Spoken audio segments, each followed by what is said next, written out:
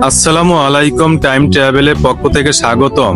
Hello everyone, আজকের video Patenga সমুদ্র সৈকত। চট্টগ্রামে অসংখ্য ভ্রমণ স্থান আছে, তার মধ্যে অন্যতম হলো পতেঙ্গা সমুদ্র সৈকত। ভ্রমণ পিপাসুদের কাছে খুবই জনপ্রিয় একটি স্থান।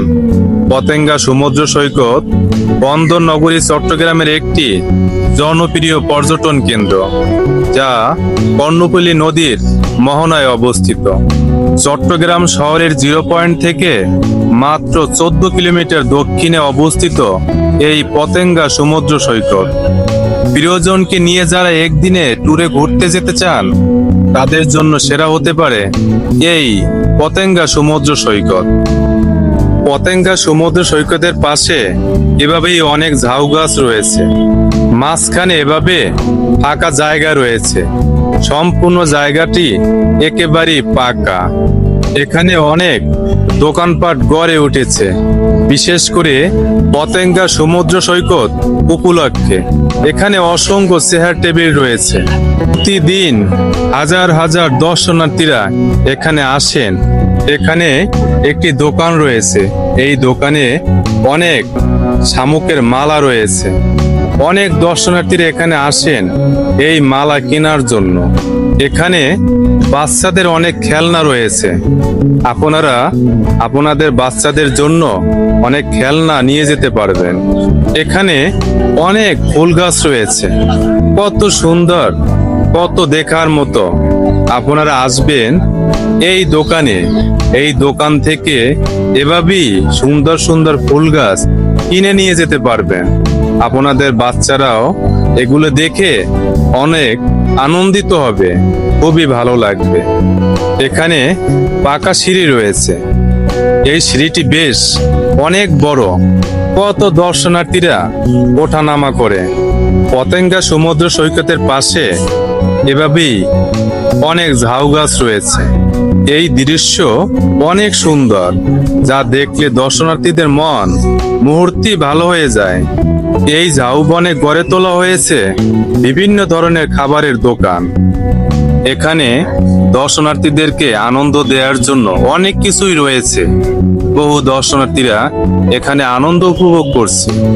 অনেক কিছুই রয়েছে, আপনারা আসবেন, দেখে যাবেন।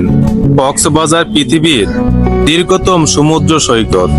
যারা যাননি কিংবা সময়ের অভাবে দেখার সুযোগ পাননি, তাদের জন্য এই পতেঙ্গা সমুদ্র সৈকত হতে পারে সবচেয়ে ভালো বিকল্প।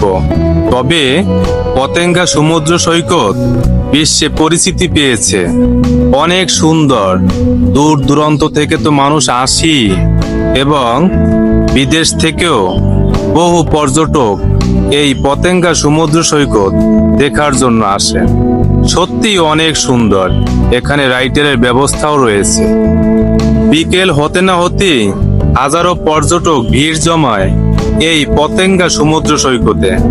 এখানের পরিবেশ এতটাই মনোমুগ্ধকর যে তীরে দাঁড়ালেই কানে বাজে সাগরের কল্লোল। খুবই সুন্দর। এখানে সিঁড়ির উপরে ফুল নিয়ে দাঁড়িয়ে আছে। এখানে অনেক দোকানপাট আছে, পাশে অসংখ্য দর্শনার্থীরা রয়েছে। 1991 সালের ঘূর্ণিঝড়ে পতেঙ্গা সমুদ্র সৈকতের অনেক ক্ষতি হয়। বর্তমানে বাঁধ দিয়ে রক্ষণাবেক্ষণ করার সৈকতের সৌন্দর্য অনেকটাই বেড়েছে। জোয়ারের সময় ঢেউয়ের আঁচড় যেন নয়নাভিরাম দৃশ্যের অবতারণা করে। সত্যি অনেক সুন্দর, অনেক ভালো লাগে। এখানে অনেক ক্যামেরাম্যানও রয়েছে। কখন দর্শনার্থীরা ছবি তুলতে চাইবে তার অপেক্ষায় তারা দাঁড়িয়ে রয়েছে। কত দর্শনার্থীরা এখানে এসেছে, তাদের অনেক উপস্থিতিও দেখা যায়। কেউ ছবি তুলছে, কেউ হাঁটছে, কেউ আনন্দ করছে। বিকেলে সূর্যাস্তের দৃশ্য না দেখলে সমুদ্র সৈকতের আসল দৃশ্য দেখা মিস হয়ে যাবে। সূর্যাস্ত যাওয়ার দৃশ্য দেখলে মনে হবে যেন সূর্য সাগরের মধ্যে ডুবে যাচ্ছে, আর এমন লাল রং ধারণ করে সূর্য তখন যা অসম্ভব দৃশ্য তৈরি হয়ে যায়, মুহূর্তে আপনার মন জুড়ে যাবে। আবার সকালে যখন সূর্য উদয় হয় তখন মনে হয় সাগর থেকে যেন সূর্য উঠতেছে। কি ঠান্ডা মনোরম পরিবেশ অবস্থিত এই পতেঙ্গা সমুদ্র সৈকত, যা নিজ চোখে কেউ না দেখলে বিশ্বাস করা যায় না।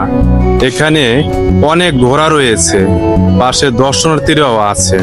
অনেক দর্শনার্থীরা এই ঘোড়ার পিঠে চড়ে এক পাশ থেকে অন্য পাশে যায়, কত আনন্দ তাদের। সমুদ্রের কাছে কিছুটা সময় কাটানোর জন্য আছে স্পিড বোট, সমুদ্র তীরে ঘুরে বেড়ানোর জন্য আছে সি বাইক ও ঘোড়া। ঝাউবন ঘেঁষে উত্তর দিকে একটু সামনে রয়েছে বঙ্গোপসাগর ও কর্ণফুলী নদীর মোহনা। এখানে ঘোড়ার গাড়ি রয়েছে, কত সুন্দর। আর পাশেই এভাবে একটি ঘোড়া রয়েছে, ঘোড়ার মালিকও আছে। কখন দর্শনার্থীরা আসবেন আর তাদেরকে নিয়ে যাবেন। অনেক দূর থেকেই দেখা যায় বহু দর্শনার্থীরা এখানে রয়েছে, সত্যি অনেক ভালো লাগে। পাশে স্পিড বোটও রয়েছে, এখানেও দর্শনার্থীরা দাঁড়িয়ে আছে। সাগর পাড়ে দাঁড়ালেই পায়ে এসে লুটিয়ে পড়বে নীল জলরাশির অপার ঢেউ। দেখা মিলবে বিশ্বের নানা দেশের নানা পতাকাবাহী নোঙর করা সারি সারি জাহাজ। যদি এই ভিডিওটি ভালো লেগে থাকে কমেন্ট করে জানাবেন। পরবর্তীতে ভিডিও দেখার জন্য এই চ্যানেলটি সাবস্ক্রাইব করুন এবং বেল বাটনে ক্লিক করুন। আপনাদের উৎসাহ আমাকে সাহস যোগাবে।